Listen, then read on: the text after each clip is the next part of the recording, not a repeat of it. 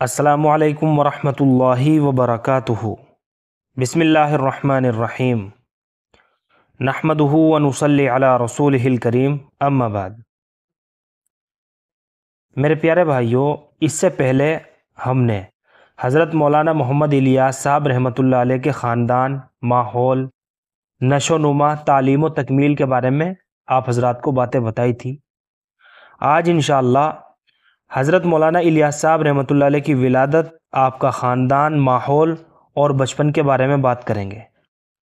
अल्लाह से दुआ है कि अल्लाह हक़ बात कहने की और फिर हम सबको उस पर अमल करने की तौफ़ीक़ अता फ़रमाए।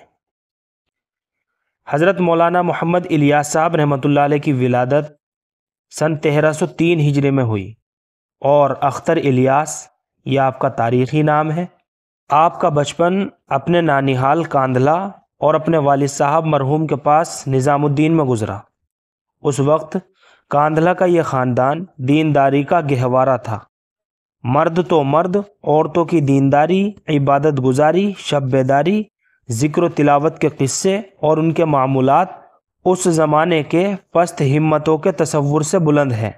घर में बीवियाँ आम तौर पर नवाफिल में अपने अपने तौर पर कुरान मजीद पढ़ती थी और अज़ीज़ मर्दों के पीछे तरावी और नवाफिल में सुनती रहती थी।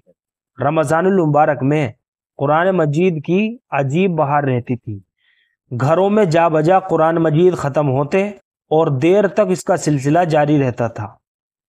औरतों को इतना इल्म और ज़ौक़ था कि कुरान मजीद पढ़ पढ़ कर मज़े लेती और नमाज के बाद अपने मकामात का ज़िक्र करती थी। नमाज में ऐसी महवियत और इस्तिग़राक़ था कि बसा औक़ात बाज़ बीवियों को घर में पर्दा कराने और किसी हादसा वग़ैरह में लोगों के आने जाने का एहसास भी नहीं होता था। ख़ुद मौलाना मोहम्मद इलियास साहब रहमतुल्लाह अलैह ने एक रोज़ इस किस्म के हालात बयान करने के बाद फ़रमाया कि वो गोदे जिनमें हमने परवरिश पाई, अब वो गोदे दुनिया में कहाँ से आएंगी। कुरान शरीफ मा तर्जमा और तफसीर, मज़ाहिर हक़, मशारिक़ुल अनवार, हिस्न हसीन, ये औरतों का मुंतहयाना निसाब था, जिन्स का ख़ानदान में आम रिवाज था। उस वक्त घर के बाहर और अंदर की मजलिसें और सोहबतें हज़रत सैयद साहब रहमतुल्लाह अलैह और हज़रत शाह अब्दुल अज़ीज़ साहब रहमतुल्लाह अलैह के ख़ानदानी क़िस्सों और चर्चों से गर्म थी। इन बुज़ुर्गों के वाक़यात मर्दों और औरतों की ज़बानों पर थे। माएँ और घर की बीवियाँ बच्चों से तोते मैना के क़िस्सों के बजाय यही रूह परवर वाक़यात सुनाती। और ये कुछ बहुत ज़्यादा पुरानी बातें न थी, बल्कि मौलाना मुज़फ़्फ़र हुसैन साहब की आँखों देखी बातें हैं और उनकी साहबजादी और अजीज़ों की कानों सुनी हिकायात थी। सुनने वालों को ऐसा मालूम होता था कि कल की बातें हैं। मौलाना की नानी बी उम्मतुर रहमान, जो मौलाना मुज़फ़्फ़र हुसैन साहब रहमतुल्लाह अलैह की साहबजादी थी और जिनको ख़ानदान में आम तौर पर अम्मी बी के नाम से याद करते थे, एक राबिया सीरत बीबी थी। उनकी नमाज का यह हाल था कि मौलाना ने एक मरतबा फरमाया कि अम्मी बी की नमाज का नमूना मैंने मौलाना गंगोही रहमतुल्लाह अलैह की नमाज में देखा और मौलाना गंगोही की नमाज अपने तबके में भी मुमताज़ थी। आखिर ज़माने में उनका यह हाल था कि ख़ुद खाना कभी नहीं तलब फरमाती थी। किसी ने ला कर रख दिया तो खा लिया। घर बड़ा था, अगर काम की कसरत और ज़ियादती मशगूलियत की वजह से ख़याल ना आया तो भूखी बैठी रही। एक मरतबा किसी ने कहा कि आप ऐसे ज़ौफ़ की हालत में कैसे बेखाए रहती हैं? फरमाया, अल्हम्दुलिल्लाह, मैं तस्बीहात से ग़िज़ा हासिल कर लेती हूँ। और मौलाना की वालिदा मोहतरमा बी सफ़िया बड़ी जय्यद हाफिज़ा थी। उन्होंने कुरान मजीद शादी के बाद मौलाना यहया साहब रहमतुल्लाह अलैह की शेर ख़वारगी के ज़माने में हिफ्ज़ किया था और ऐसा अच्छा याद था कि मामूली हाफिज़ा उनके मुकाबले में नहीं ठहर सकती थी। मामूल था कि रमज़ान में रोज़ाना पूरा कुरान मजीद और 10 पारे मजीद पढ़ लिया करती थी। इस तरह हर रमज़ान में 40 कुरान मजीद ख़त्म करती थी और कुरान उनकी ज़बान पर इतना रवां था कि घर के कामकाज और इंतज़ामात में फ़र्क ना आता, बल्कि एहतमाम था कि तिलावत के वक्त हाथ से कुछ न कुछ काम करती रहती थी اور قرآن مجید کی تلاوت بھی کرتی رہتی تھی۔ رمضان کے علاوہ بھی امور خانہ داری کے ساتھ ساتھ روزانہ کے معمولات ان کے بہت سارے تھے جو کتابوں کے اندر لکھے ہوئے ہیں۔ 1 درود شریف 5000، 2 اسم ذات اللہ 5000، نمبر 3 بسم اللہ الرحمن الرحیم 1900، نمبر 4 یا مغنیو 1100، نمبر 5 لا الہ الا اللہ 1200، نمبر 6 یا حیو یا قیوم 200، نمبر 7 حسبی اللہ و نعم الوکیل 500، نمبر 8 سبحان اللہ 200، نمبر 9 الحمدللہ 200، نمبر 10 لا الہ الا اللہ 200، نمبر 11 اللہ اکبر 200، نمبر 12 استغفار 500، نمبر 13 وافوض امری الی اللہ 100، نمبر 14 حسبنا اللہ و نعم الوکیل 100، نمبر 15 ربی انی مغلوب فانتصر 100، نمبر 16 ربی انی مسنی الضر وانت ارحم الراحمین 100، نمبر 17 لا الہ الا انت سبحانک انی کنت من الظالمین 100۔ اور اس کے علاوہ قرآن مجید کی ایک منزل روزانہ تلاوت کا معمول تھا۔ تو میرے پیارے بھائیوں، خاندان کے دوسرے عزیز بچوں کی طرح آپ بھی قرآن شریف اور مکتب کی ابتدائی تعلیم حاصل کرتے رہے اور خاندانی دستور کے مطابق قرآن شریف حفظ کر لیا۔ قرآن شریف کے حفظ کا خاندان میں ایسا عام رواج تھا کہ خاندان کی مسجد کی 1.5 صف میں مؤذن کے سوا کوئی غیر حافظ نہ ہوتا۔ امی بھی مولانا پر بہت شفیق تھی، فرمایا کرتی تھی کہ اختر مجھے تجھ سے صحابہ کی خوشبو آتی ہے، اور کبھی پیٹ پر محبت سے ہاتھ رکھ کر فرماتی کہ کیا بات ہے کہ تیرے سامنے مجھے صحابہ کی صورتیں چلتی پھرتی نظر آتی ہیں۔ حضرت مولانا محمد الیاس صاحب رحمۃ اللہ علیہ میں ابتدا سے صحابہ اکرام رضی اللہ عنہم اجمعین کی والہانہ شان کی ایک ادا اور ان کی دینی بے قراری کی ایک جھلک تھی، جس کو دیکھ کر مولانا محمود الحسن صاحب رحمۃ اللہ علیہ یعنی جو شیخ الہند رحمۃ اللہ علیہ ہیں، وہ بھی فرماتے تھے کہ جب میں مولوی الیاس صاحب رحمۃ اللہ علیہ کو دیکھتا ہوں تو مجھے صحابہ یاد آ جاتے ہیں۔ دین کی حمیت جس نے آگے چل کر منظم شکل اختیار کر لی، آپ کی فطرت میں ودیعت تھی۔ دینی ماحول اور بزرگوں کے واقعات اور روایات نے اس چنگاری کو ہوا دی۔ بچپن ہی میں آپ سے بعض اوقات ایسی چیزوں کا اظہار ہوتا تھا جو عام بچوں کی سطح سے اونچی ہے۔ آپ کے ہم عمر ہم مکتب ریاض الاسلام صاحب کاندلوی بیان کرتے ہیں کہ جب ہم مکتب میں پڑھتے تھے، ایک دن آپ لکڑی لے کر آئے اور کہا آؤ میاں ریاض الاسلام، چلو بے نمازیوں سے جہاد کریں۔ اور پھر شوال 1311 ہجری میں آپ کے من جملہ بھائی مولانا یحییٰ صاحب حضرت مولانا رشید احمد صاحب گنگوہی رحمۃ اللہ علیہ کی خدمت میں گنگو چلے گئے اور وہیں کا قیام اختیار کیا۔ مولانا گنگوہی رحمۃ اللہ علیہ نے مولانا خلیل احمد صاحب کی خاص سفارش اور مولانا یحییٰ صاحب رحمۃ اللہ علیہ کی خاطر سے عرصے کے بعد درس حدیث جاری کیا۔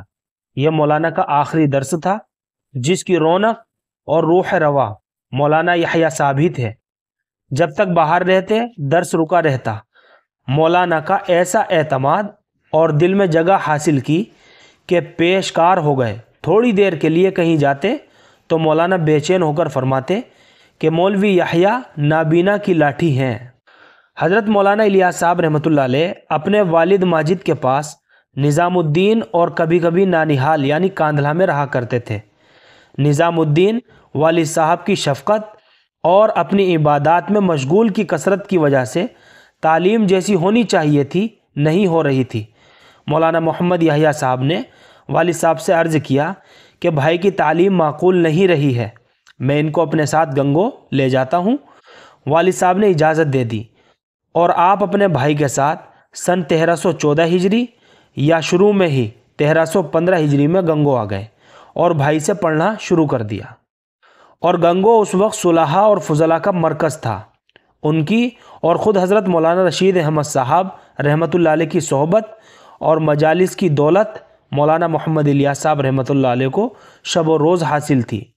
دینی جذبات کی پرورش، اس کے علاوہ دین کی سمجھ اور اس کا سلیقہ پیدا کرنے میں ان کا کیمیا اثر صحبتوں اور مجالس کو جو دخل ہے وہ اہل نظر سے پوشیدہ نہیں۔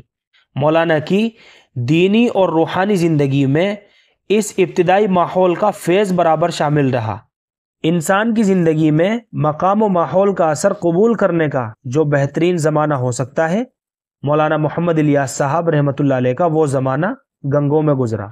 جب گنگو آئے تو 10-11 سال کے بچے تھے۔ جب سن 1323 ہجری میں مولانا گنگوئی رحمۃ اللہ علیہ نے وفات پائی تو 20 سال کے جوان تھے۔ گویا 10 برس کا عرصہ مولانا کی صحبت میں گزرا، اور مولانا محمد یحییٰ صاحب کامل استاد اور مربی تھے۔ وہ اس بات کا خاص اہتمام رکھتے تھے کہ میرا ہونہار بھائی ان صحبتوں اور مجلسوں کے فیوض سے پورے طور پر مستفید ہو۔ مولانا محمد الیاس صاحب رحمۃ اللہ علیہ فرمایا کرتے تھے کہ جب حضرت گنگوئی رحمۃ اللہ علیہ کے خاص فیض یافتہ اور تعلیم یافتہ علماء گنگو آتے تو بعض اوقات بھائی میرا درس بند کر دیتے اور کہتے کہ اب تمہارا درس یہ ہے کہ تم ان حضرات کی صحبت میں بیٹھو اور ان کی باتیں سنو۔ حضرت مولانا گنگوئی رحمۃ اللہ علیہ بالعموم بچوں اور طالب علموں کو بیعت نہیں کرتے تھے، اور فراغت اور تکمیل کے بعد اس کی اجازت ہوتی تھی، مگر مولانا الیاس صاحب رحمۃ اللہ علیہ کے غیر معمولی حالات کی بنا پر ان کی خواہش اور درخواست پر بیعت کر لیا۔ مولانا کی فطرت میں شروع سے محبت کی چنگاری تھی۔ آپ کو حضرت مولانا رشید احمد صاحب رحمۃ اللہ علیہ سے ایسا قلبی تعلق پیدا ہو گیا تھا کہ آپ کے بغیر تسکین نہ ہوتی تھی۔ فرماتے تھے کہ کبھی کبھی رات کو اٹھ کر صرف چہرہ دیکھنے کے لیے جاتا اور زیارت کر کے پھر آ کر سو جاتا۔ حضرت کو بھی آپ کے حال پر ایسی شفقت تھی۔ فرماتے تھے کہ ایک مرتبہ میں نے بھائی سے کہا کہ اگر حضرت اجازت دے دیں تو میں حضرت کے قریب بیٹھ کر مطالعہ کیا کروں، تو حضرت مولانا محمد یحییٰ صاحب رحمۃ اللہ علیہ نے حضرت مولانا سے ذکر کیا۔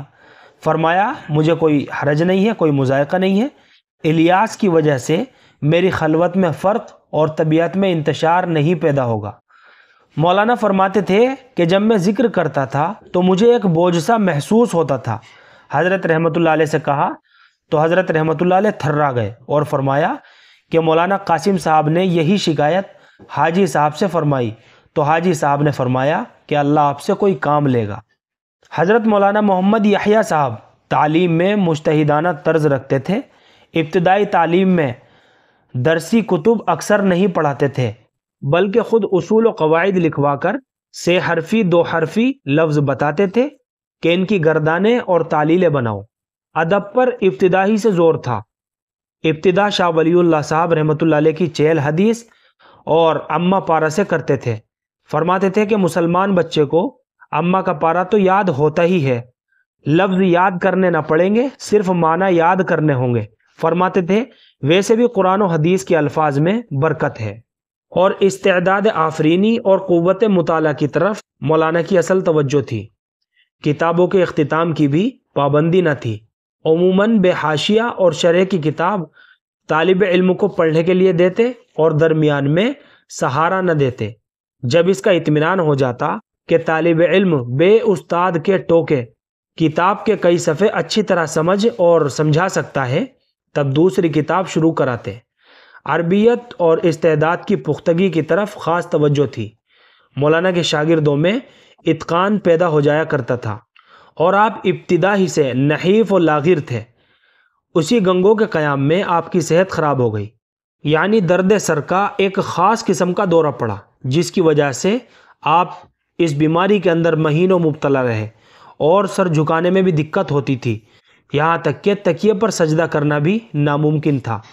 مولانا گنگوہی کے صاحبزادے حکیم مسعود احمد صاحب معالج تھے، اور ان کا خصوصی طرز یہ تھا کہ بعض امراض میں پانی بہت دنوں کے لیے چھڑوا دیتے تھے۔ بہت کم لوگ اس پرہیز کو برداشت کر سکتے ہیں اور زیادہ مدت کے لیے پانی نہیں چھوڑ سکتے، مگر مولانا نے اپنے مخصوص مزاج، اصول کی پابندی اور اطاعت کے مطابق معالج کی پوری اطاعت اور اپنی خداداد قوت ارادی اور عزمیت سے، جو ان کی پوری زندگی میں جلوہ گر رہی، پانی سے بھرپور پرہیز کیا، اور تقریباً 7 سے 8 برس تک برائے نام پانی پیا۔ یہ بات خود مولانا کی زبان سے سنی آپ کے ساتھیوں نے، اور شیخ الحدیث اور ان کے خاندان کے تمام بزرگوں سے متواتر سننے میں آیا ہے، اور یہ بات آپ کے ملفوظات میں بھی لکھی ہوئی ہے۔ اس کے بعد بھی 5-6 برس تک برائے نام پانی پیا۔ اس شدید علالت اور خاص طور پر دماغی کمزوری کی وجہ سے سلسلہ تعلیم منقطع ہو گیا اور اس کے دوبارہ جاری ہونے کی امید بھی نہ تھی۔ لیکن حضرت مولانا کو تعلیم کے نامکمل رہ جانے کا بڑا غم تھا اور اس کی بے کلی رہتی تھی، کیونکہ آپ کے پڑھنے کے لیے بہت اصرار تھا اور ہمدردوں کا مشورہ بھی تھا کہ مسلسل آرام کریں۔ مولانا فرماتے تھے کہ ایک روز بھائی نے کہا کہ آخر پڑھ کر ہی کیا کرو گے؟ تو اس پر حضرت مولانا الیاس صاحب رحمۃ اللہ علیہ نے فرمایا کہ گھر پر رہ کر بھی کیا کروں گا؟ تو اسی اصرار اور طلب کی بنا پر آپ کو پڑھنے کی اجازت ہو گئی اور سلسلہ تعلیم پھر جاری ہو گیا۔ تو محترم ناظرین اکرام، یہاں سے آگے کو انشاءاللہ کل بات کریں گے۔ اللہ سے دعا ہے کہ جتنی باتیں کہی گئی ہیں اللہ ہماری زندگی کے لیے ان باتوں کو نافع بنائے اور ان سبھی باتوں پر عمل کرنے کی توفیق عطا فرمائے، اور اپنی دعاؤں میں ضرور یاد رکھیے گا۔ فقط والسلام۔